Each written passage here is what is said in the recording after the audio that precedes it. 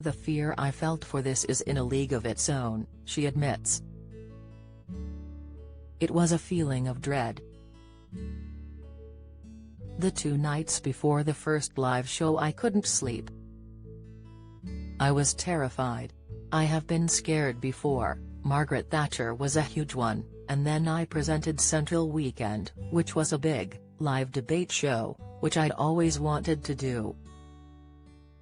I was nervous and I can remember pacing up and down beforehand, but those things are in my line of work, whereas Strictly Come Dancing is completely outside my expertise.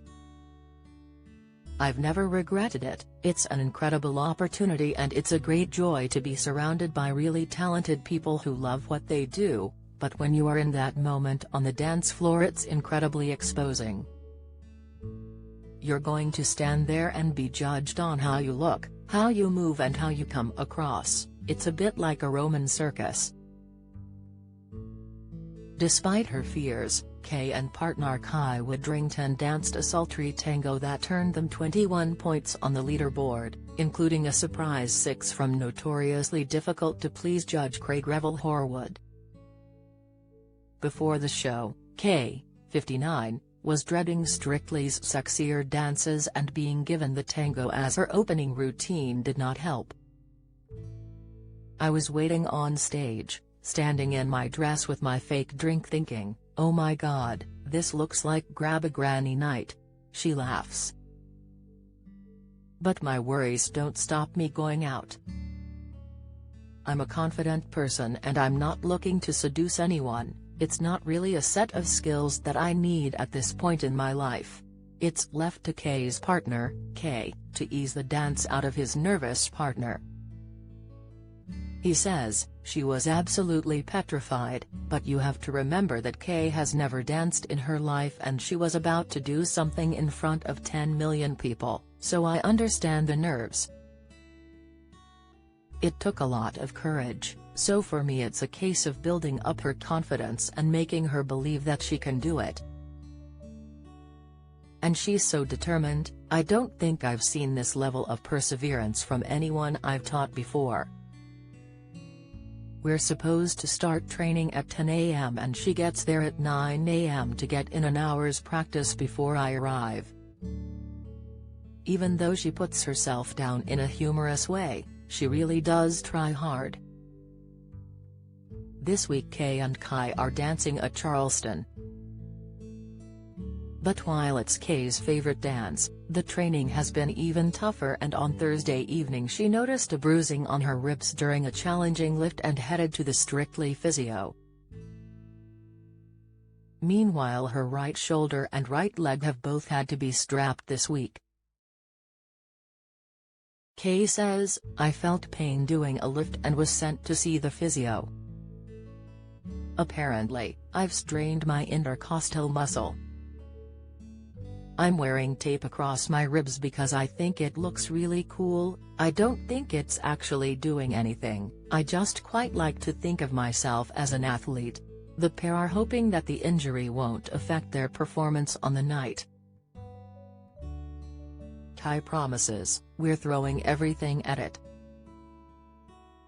There are lifts, she'll be thrown around the room and she's smacking my bum. Expect nothing short of Cirque du Soleil meets Strictly Come Dancing.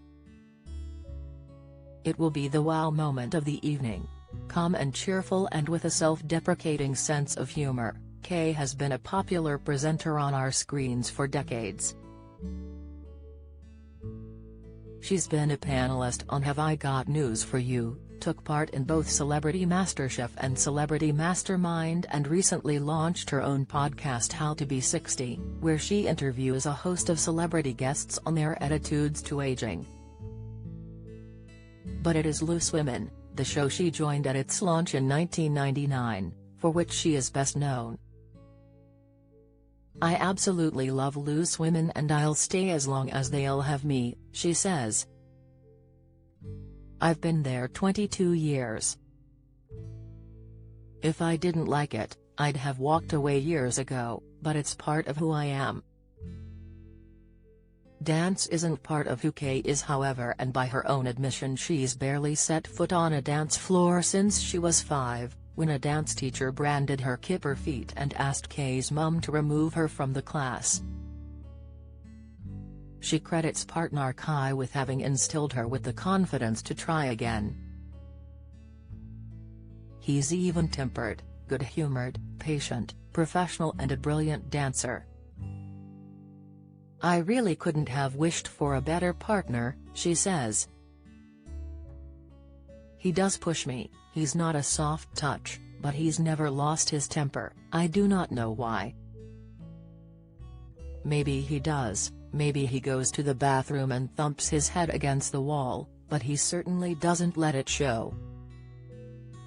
Kaye lives in Glasgow with her tennis coach partner Ian and their 2 daughters, Charlie, 20, and Bonnie, 16, but she reveals they won't be in the Strictly studio audience watching her this weekend. They're too busy to come. She laughs. Ian's got a tennis final, Bonnie's got a party and Charlie is at university. We're really close and they're very supportive and enthusiastic, but they're not showbiz kids.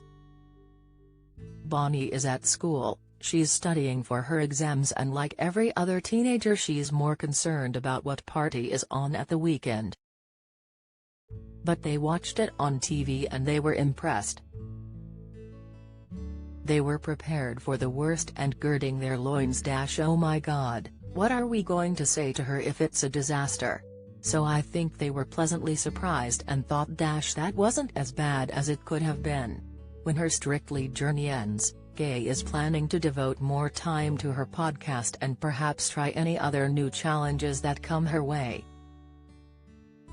She explains, "My podcast How to Be 60 is the first thing I've done where I've taken ownership and that's a nice feeling.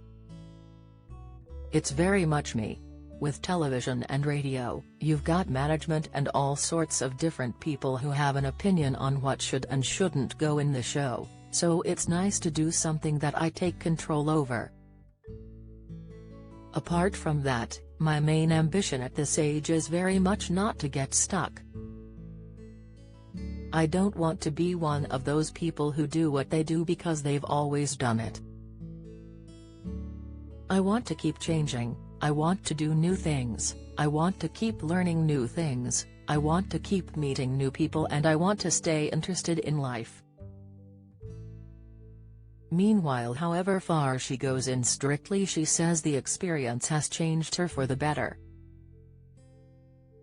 "All those years I spent not dancing at weddings and parties and just standing at the bar saying, 'I can't dance', it was a waste," she reflects. "Because whether I could or couldn't dance, I should have just got up there and enjoyed it, like everybody else. I now realize that. So will Kaye now be the first to hit the dance floor whenever she gets the chance? Oh no, because everyone will expect me to do the bloody tango, won't they?" She laughs.